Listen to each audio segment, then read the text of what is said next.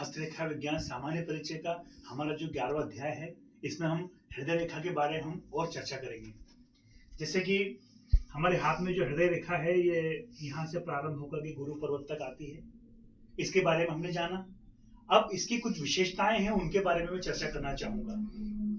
जैसे पूर्व मैंने बतलाया था कि जो रेखा जिस पर्वत की ओर जाए या जिस पर्वत की ओर मुड़े या उसका झुकाव जिस पर्वत की ओर हो, उस पर्वत से संबंधित जो योग हैं या फिर गुण हैं या दुर्गुण हैं, वे व्यक्ति को जीवन में प्राप्त होते हैं।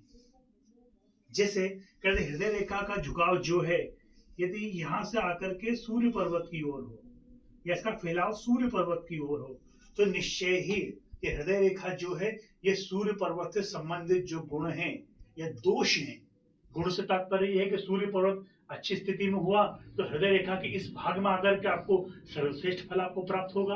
और यदि यही सूर्य पर्वत दबा हुआ हो या सूर्य पर्वत पर कोई क्रॉस का निशान हो, तो उस अवस्था में जीवन के उस काल में आकर के व्यक्ति को अपयश इत्यादि की प्राप्ति होती है। अब यदि यह हृदय रेखा है, ये पूर्ण रूप से बनी हुई हो, तो जैसे मैंने पहले भी कहा है कि अंतःकरण रेखा पूर्ण गोलाई लिए हुए बृहस्पति पर्वत तक यदि पहुंचे तो सर्वोत्तम है। पर हमने इसके कुछ भेद भी देखे हैं। भेद से कहने का तात्पर्य यह है कि कभी कभी कुछ लोगों के हाथ में जो हृदय रेखा है, वो सीधी बुध पर्वत के नीचे से प्रारंभ होकर के मस्तिष्क रेखा से मिल जाती है।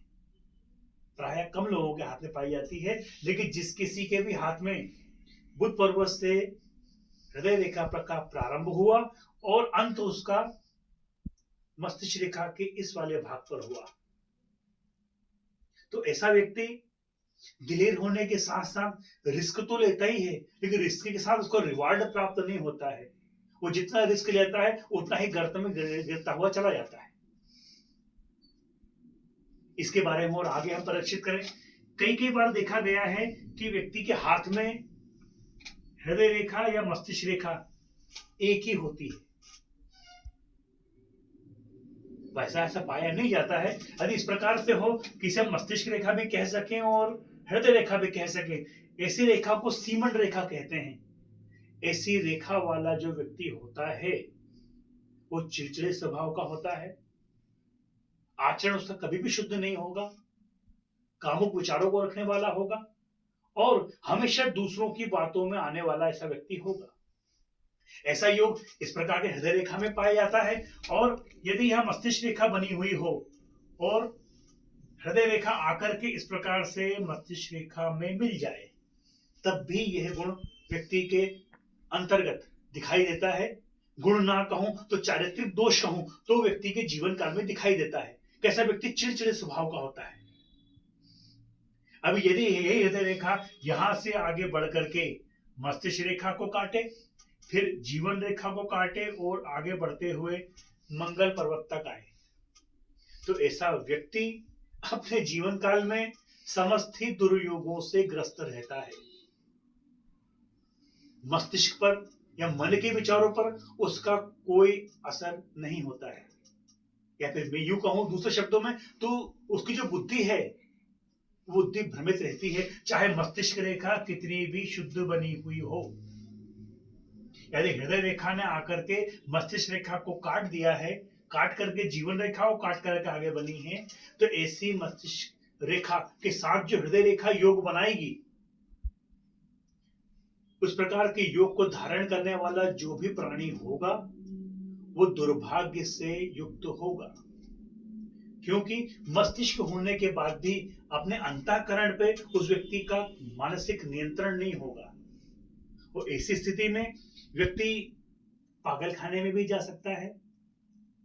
संपदा होने के बाद भी उस संपदा का उपभोग अपने जीवन काल में नहीं कर सकता है। इस प्रकार जो हृदय रेखा यदि शनि पर्वत तक ही आए,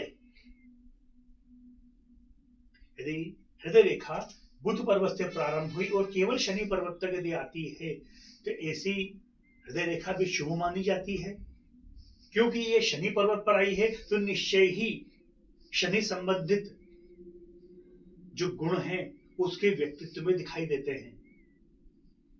दूसरे शब्दों में कहूं कि वह व्यक्ति शनि प्रधान व्यक्ति होगा। और जो शनि प्रधान व्यक्ति होता है वो मन के अंदर बातों को बहुत समाहित करता है। सामान्यतः वो अपनी बातें किसी से कहता नहीं है। ऐसा व्यक्ति कई लोगों का राजदार होता है और ऐसा व्यक्ति उच्च उत्तम कोटि का वक्ता तो होता ही होता है, साथ ही साथ शुभ विचारों से युक्त भी ऐसा व्यक्ति होता है। ऐसे व्यक्ति ज्ञानी होते हैं और अपने ज्ञान के प्रभाव से अपने अंतःकरण को वश में करके व्यक्ति सिद्धि इत्यादि को प्राप्त करते हैं। सिद्धि से कहने का मेरा भावार्थ है कि सुख संपदाएं जो हैं अपने जीवन काल में व्यक्ति अर्जित करता है। इस प्रकार हमने हृदय रेखा से संबंधित कुछ हमने योगों के बारे में चर्चा की है। आने वाले समय में हम इस पर और विस्तृत चर्चा हम करेंगे। तब तक के लिए जय श्री राम।